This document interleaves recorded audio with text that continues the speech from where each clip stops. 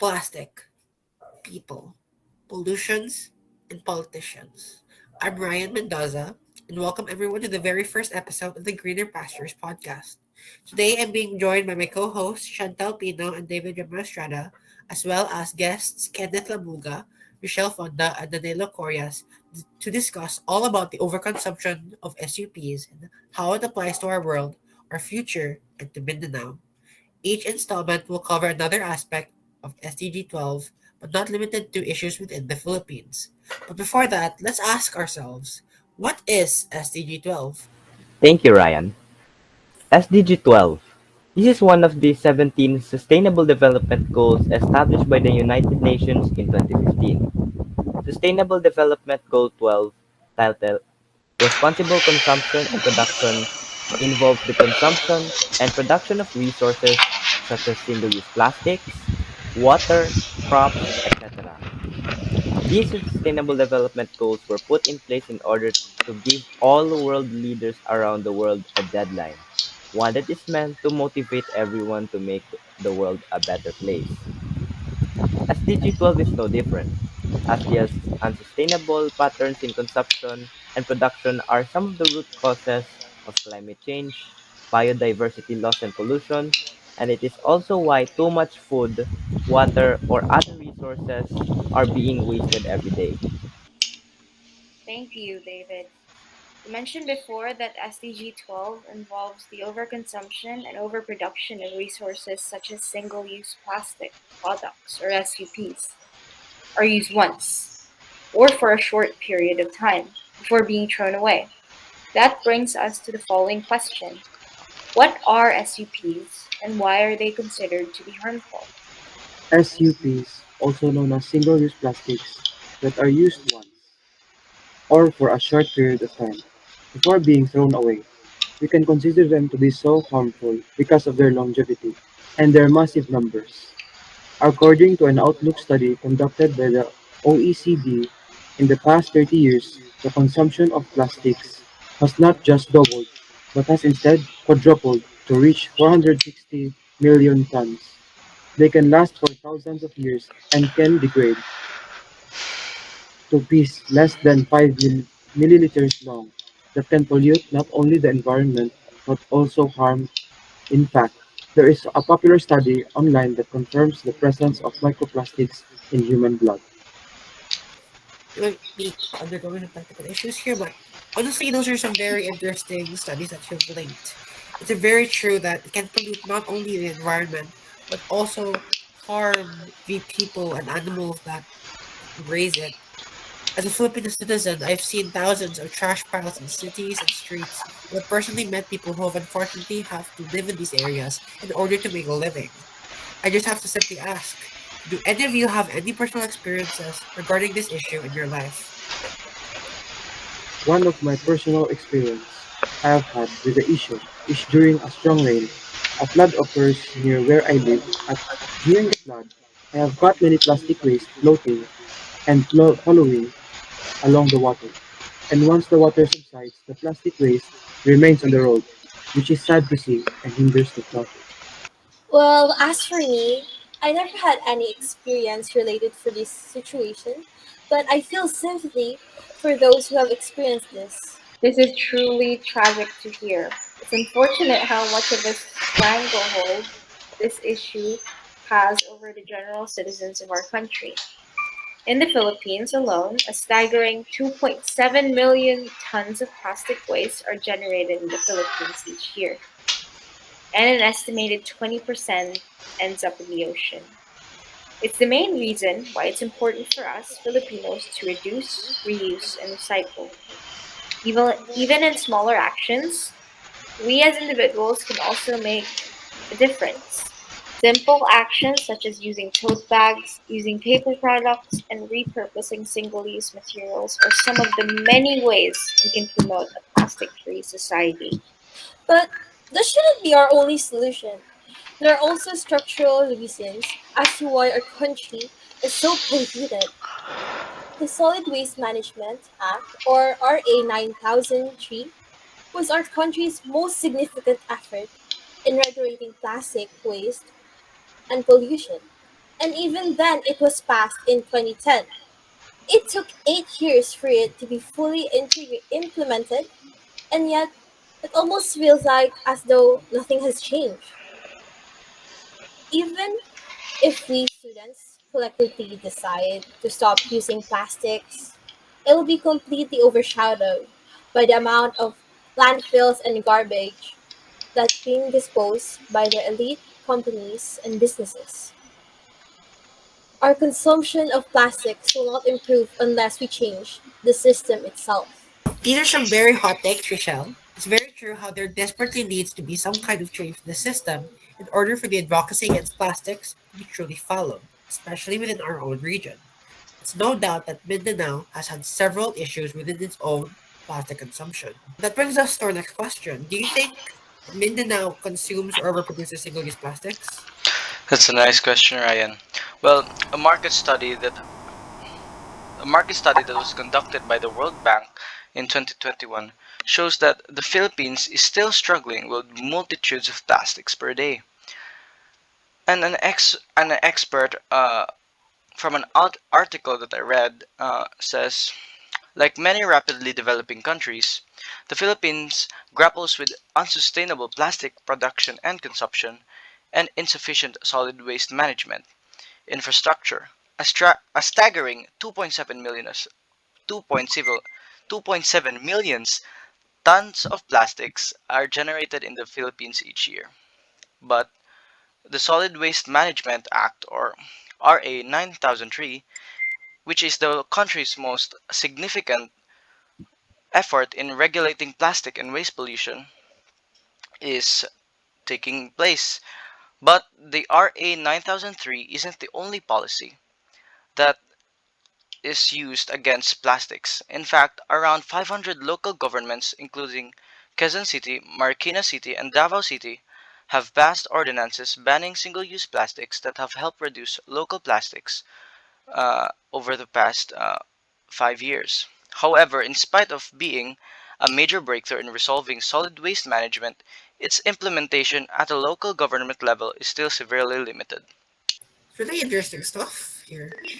It's really interesting that we have to ask ourselves that whether or not our government cares about the use of SUPs, or even if the general people care enough about how we consume SUPs. Do you think that some even pretend to care about the issue?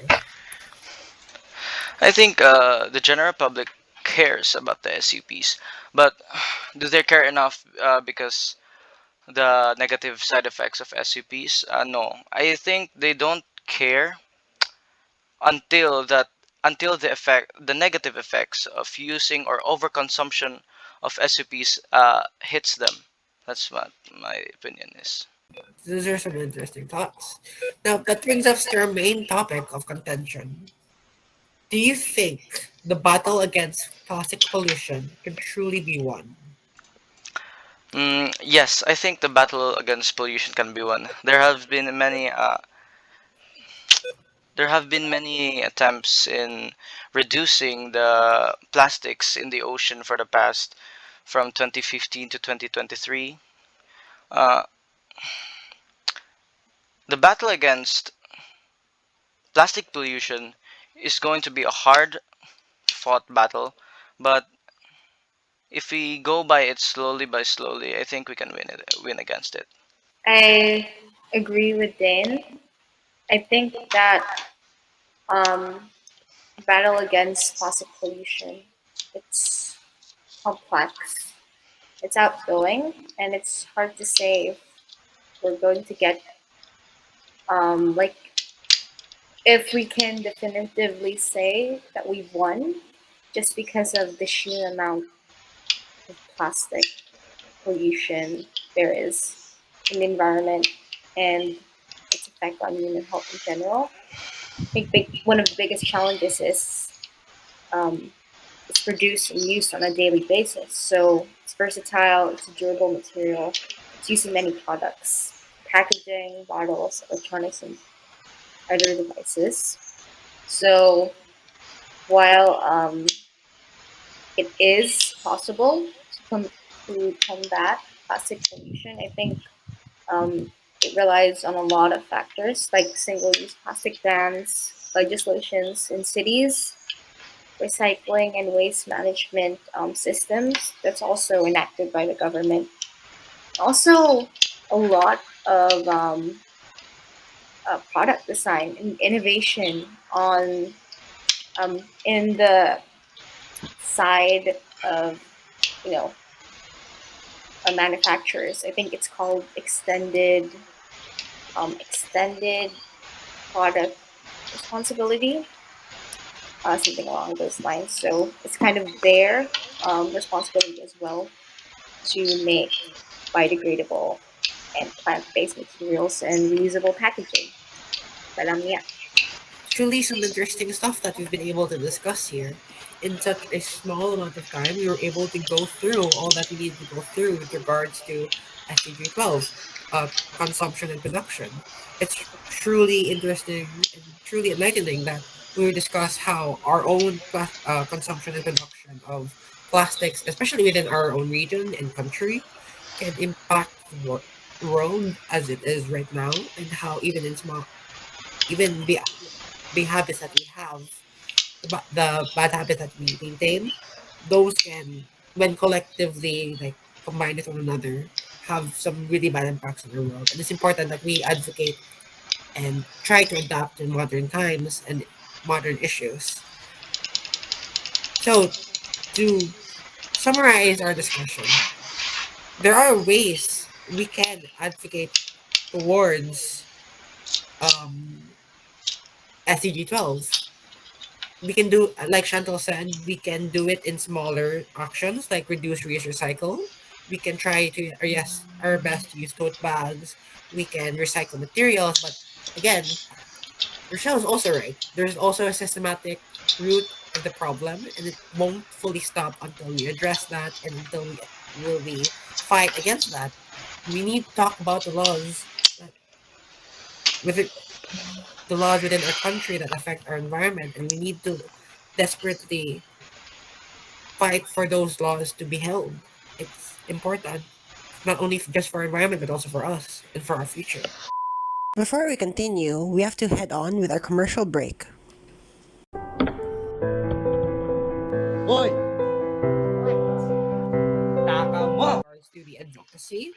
So, do any of you have any questions with regards to SDG 12, responsible production and consumption, and as well as the Greener Pastures project in general? Do you guys have any like questions? Chantal, you seem curious. What's yours? Well, Ryan, since you've kind of been grilling a lot of people, I think that asking a question from you would be apt. I'd like to hear your opinion on how you think personally Gen Zs could potentially help in their own small ways to achieve SDG 12. That is a very, very interesting question. Now, we've already discussed before how it is interesting to like try and do things within our own little ways. Try and address this advocacy, like reduce, reuse, and recycle. I think Rochelle or even you mentioned that a while ago. And I would definitely agree with that. But at the same time, I'm still of the opinion that if you want truly greater change to happen within society, we need to essentially advocate against the mass consumption or mass production of these plastics by like very rich or elite companies and businesses, because um as much as we collectively as a group of students can try our best to, as in your own words, with in our own small ways, address these issues individually and within our own homes, that would be completely overshadowed. That would be completely overshadowed by the amount of landfill and trash being disposed of by most companies today. And it's saddening and it's tragic. And it's more than that because even we can't just advocate against it. We need to ensure that the actual progress is made towards this advocacy. It's very easy for many people to just say what they want to do and not actually do it and still get a lot of the is there another word for infamy? I don't know. But like it's very easy for them to get a lot of popularity from simply saying what they want to do without actually doing it. And I think that's really tragic. I think it's much better if we try and hone our focus on action as opposed to words.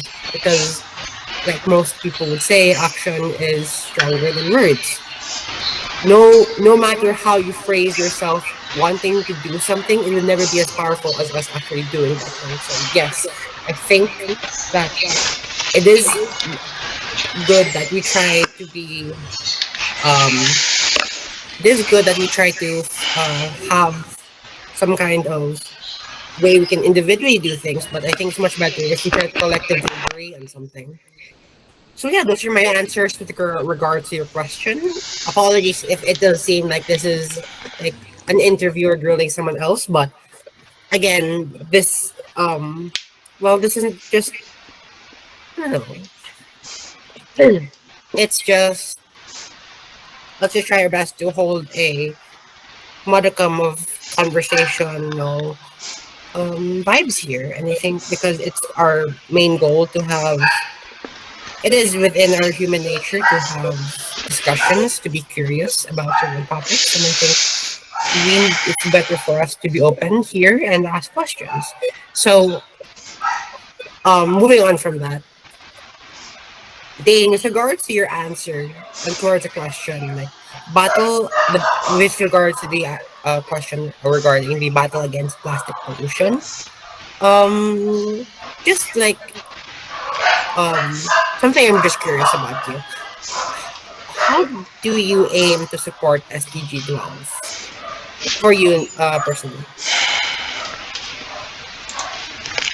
I aim to support SDG 12 by helping advertise it by example of posting commercial ads on billboards if I have the money uh, to do it, or I can support SDG 12 by simply doing reuse or the three R's: reuse, recycle, and yeah, by just doing the three R's. That's all I can say. Can you, for the benefit of everyone here, try to reiterate or explain each R in reduce, reuse, recycle? What does it mean to reduce? What does it mean to reuse? And what does it mean to recycle? What it means to reduce is basically if it's not needed or you can have another way to do something, then you don't need to use the plastics. Reuse is if the plastic isn't totally let's say you can still use it, then you can still use it. Reduce, reuse, and recycle. I guess recycle is the same as maybe reconstructing the plastics to making another item. That's all. Hmm. These are some very interesting answers, and to sum it all up, basically, it's better for us to do more than what we say and what we advocate for. So,